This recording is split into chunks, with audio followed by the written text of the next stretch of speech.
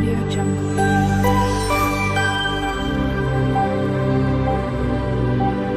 Audio Jungle. Hello everyone, જય શ્રી કૃષ્ણ. મારી ચેનલમાં તમારું સ્વાગત છે.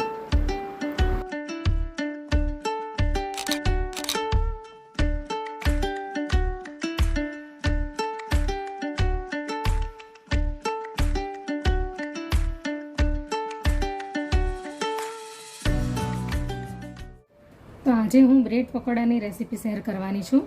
તો એના માટે મેં આ 250-300 ગ્રામ જેટલા મેં આ બટાકા લઈ લીધા છે. એને મેં બાફીને છોલી લીધા છે અને એની અંદર નાખવા માટે મેં આ મસાલો લીધો છે.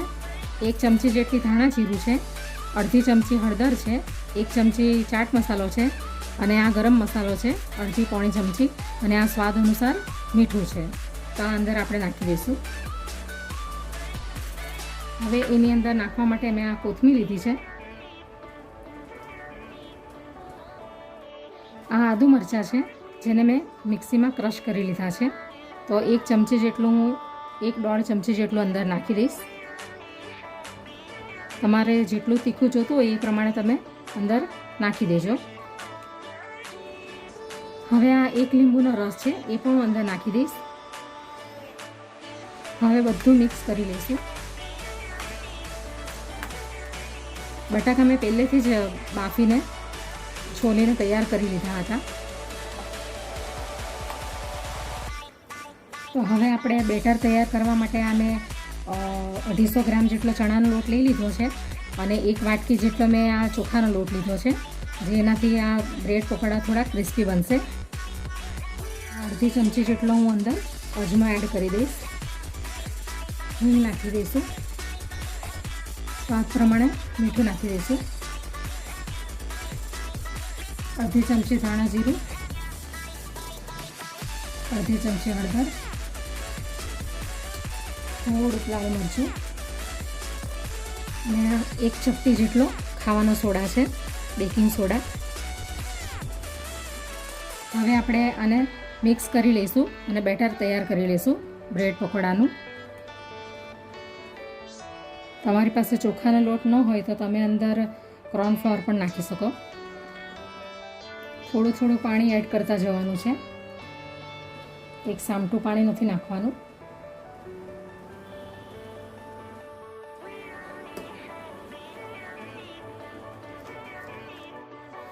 તો હવે ચણાના લોટનું બેટર તૈયાર થઈ ગયું છે. આ રીતનું બનાવવાનું છે. બહુ પતલું પણ નહીં અને બહુ જાડું પણ નહીં.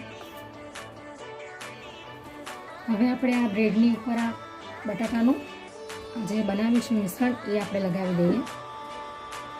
હું ચોરસ બ્રેડની ઉપર જ લગાવીશ, પછી હું કટ કરીશ એને જ્યારે ફ્રાય થઈ જશે પછી.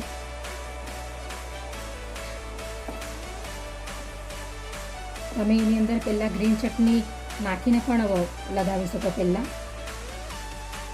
આ રીતનું હવે આ બ્રેડ એની ઉપર મૂકી દઈશું. હવે હું આમ જ ફ્રાય કરીને પછી હું એને કટ કરીશ. તો એક તૈયાર થઈ ગયું છે. હવે બીજું તૈયાર કરી લઈએ.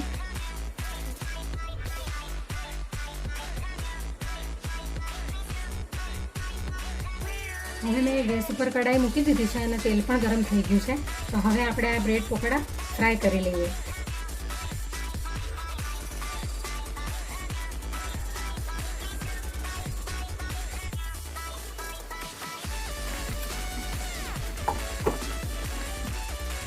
ફાસ્ટ ગેસ નથી રાખવાનો, મીડિયમ જ રાખવાનો છે, જેથી કરીને તેલના છાંટા ઉડે નહીં. ધીરેથી એને પલટાવશું આપણે બીજી સાઈડે.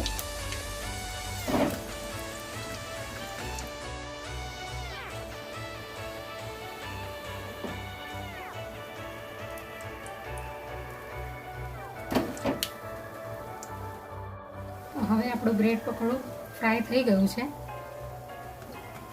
હવે આપણે એને ડીશમાં કાઢી લઈશું. ટીશ્યુ પેપર પર કાઢવાનું છે એટલે તેલ અંદર બધું સુકાઈ જાય. આવી જ રીતે આપણે બીજા પણ બ્રેડ પકોડા ફ્રાય કરી લઈશું.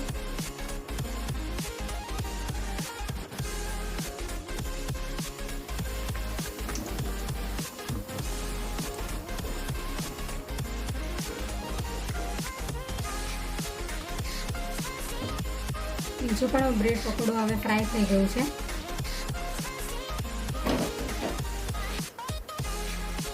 હવે આપણે આને પણ કાઢી લઈશું.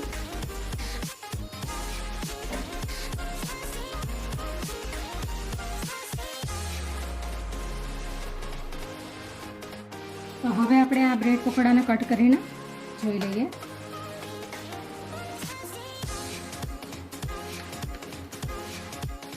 આ રીતના બન્યા છે. હવે આપણે એને સર્વ કરી લઈએ.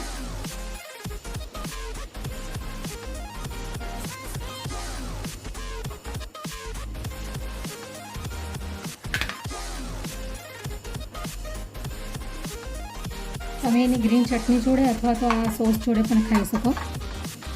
તો તૈયાર છે આપણા બ્રેડ પકોડા. તમને આ રેસીપી ગમી હોય તો તમે જરૂરથી બનાવજો ઘરે.